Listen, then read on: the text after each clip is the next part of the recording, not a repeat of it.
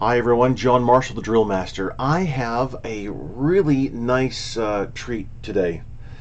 I like this. Uh, well, uh, Let me just say I like the performance here, but and it's a kind of it's a screen grab that was sent to me. Um, this is Cadet Major Odell from Crestwood High School. Crestwood is in Sumter, South Carolina. That's the high school that my eldest son graduated from back in, I think it was 2001. Anyway, I wanted to. I'm very thankful to Cadet Odell for allowing me to put this.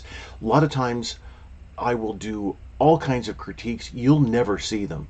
It's always private, and I've done hundreds and hundreds and hundreds of them, and just keeping them private for one or more reasons. One of the reasons is that people like to um, have feedback, but there's still time in the competition season, so they don't want others to see exactly where they're going to start working and improving, and they don't want others to have that inside knowledge and maybe even take something from either the routine or from my words of constructive criticism. So, and in other cases, the performances are rather poor.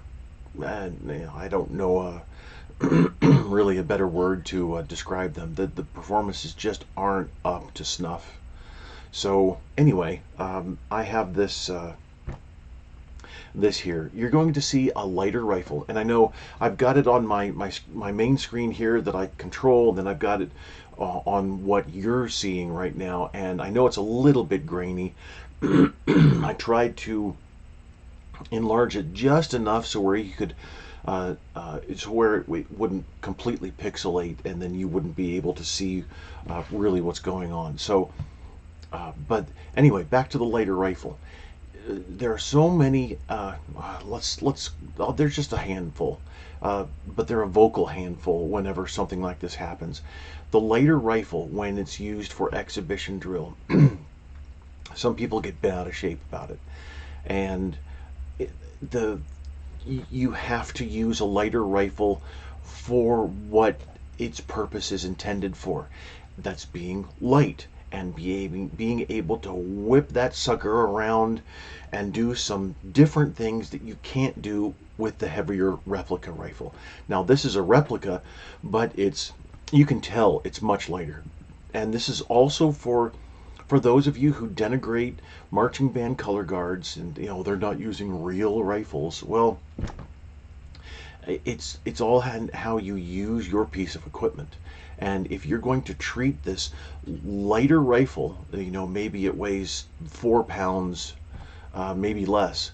If you're going to treat it like it weighs 8.5 pounds, and pretend that the weight is restricting the movement, just like a normally weighted rifle would be, then it's not going to be as effective. It's going to look kind of silly, honestly. But if you use the rifle as it's intended, then it's going to work out well. And this works out well. So let's get through this. So it obviously, that was a perfect opportunity. Now I don't know at what point. There's only a minute here. I don't know at what point this was, but that is a perfect opportunity to report in. Love that catch. Kneeling, caught with both hands, the rifle's angled outwards. It just works perfectly. You've got a nice, you have a 45-degree angle with your right knee, but there's not a 45-degree angle with the left knee. So that's something to keep in mind. You need to have that complete, nice and squared off angle rather than the bottom leg bending inward there. A little bit too much of an angle. But that was just perfect there. Now see, this is what I'm talking about, whipping it around. You're able to do some different things with a lighter rifle than you can do with the heavier rifle. And this is interesting work. So let me go back here. Since we only have a minute, I'm going to there. So maybe you need a little more practice, um, or maybe you're some honestly, some cadets will just make something up, and then that's it. So I wanted to make and they don't really have a good understanding of what they're going to do in the routine. They just make it up and they do it off the cuff. Sometimes that'll work, but that's somebody who has an extensive vocabulary and can pick and choose at random. That's There's a very tiny few in the military drill world, exhibition soloists, that can do that. So I suggest mapping out your entire routine. I'm not saying this was all made up, not at all. So let's take a look at the uniform here. You can tell that the silver stripe only goes up to the bottom of the pocket. That is a that is a technique, and I get it if you're wearing the blouse. And then if you're wearing the blouse, hopefully the blouse doesn't rise up and then show that gap. So what we do with the Air Force Honor Guard, we have that stripe go all the way up from the bottom of the pant leg all the way up the side to the belt. And that way then there is well, here's the trouser stripe, and then here's the belt. So it looks finished. This doesn't look finished. It looks like there's a gap there. There is a gap, but it looks like it's an unfinished, why is that there type of situation. So I'm not a fan of the incomplete stripe. Not at all. It just doesn't work all that well. Now it does work when you're standing at attention and you have your maybe a C-fist even, instead of just cupping your hand. So when you have your hand, gloved hand, they're down centered on that, centered on the, let's say the stripe is like this, you have your hand centered on the stripe, it looks good as well. That's really nice. As soon as you take your hand away, or as soon as the blouse rises, then there's a gap, and it just doesn't complement the uniform like some think it should. Now I'll have a uniform video coming out soon, but I do appreciate the style in which you're trying to use the rifle, and it's good. So a little bit of repetition here. I appreciate the single-handed, very slow spins there, and very little height. And then I haven't seen this in a long time. However, it works. So one of the things that's interesting is when you get into a position like that, how on earth are you going to finish it effectively and then get up effectively? Yeah, getting down onto the ground, angling backwards. Okay, we can do that, and that works well. However, and this isn't too bad actually. That was a unique finish to that. So for the report out there, let's go back here. You get up and move over, and now it's a so you execute an almost facing movement there. And I would suggest that since you have so much movement going on, and again, here's a facing movement. So I would suggest that instead of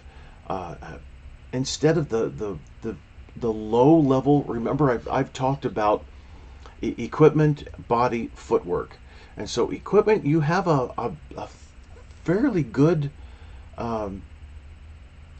display of technique here, and a bit of a vocabulary.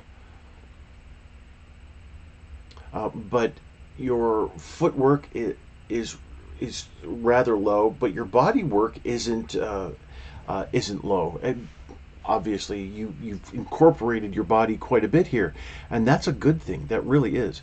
But then the facing movement, Now you come down to order.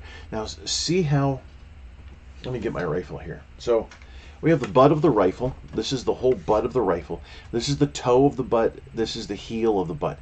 Anytime the toe of the butt is going to be slammed to the ground, it's going to ricochet. The energy that is created from the butt slam when the toe smacks the marching surface there, the energy has nowhere to go except inside the rifle. So it's going to bounce back along this edge and push the rifle away. However, if you butt slam with the heel of the butt, then the energy just goes straight up and is dissipated. It can bounce, but if you control the butt slam, then you'll get a nice not only sound, but it won't bounce and ricochet off the ground, marching surface. So what I wanted to say is, not only that, but why do you come to order and then bring the rifle? It's almost that would have been interesting. You could have rode a bit and then changed and rode like you're rowing a boat. I don't know, just an idea, but that's actually what it looked like. You were getting into rowing a boat.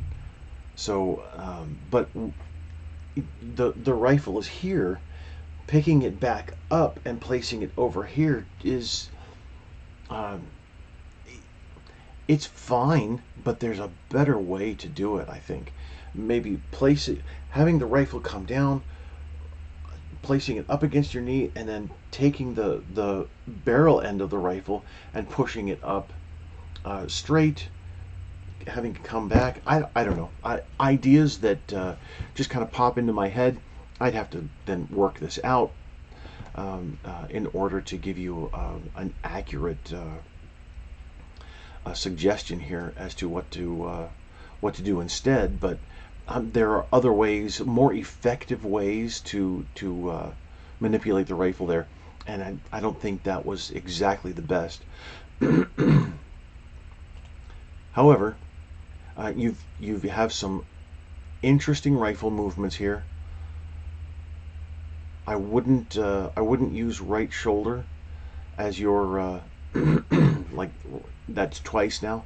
I wouldn't use right shoulder as your go-to since you have the ability to do some really interesting things with the rifle. And see how that ricocheted back?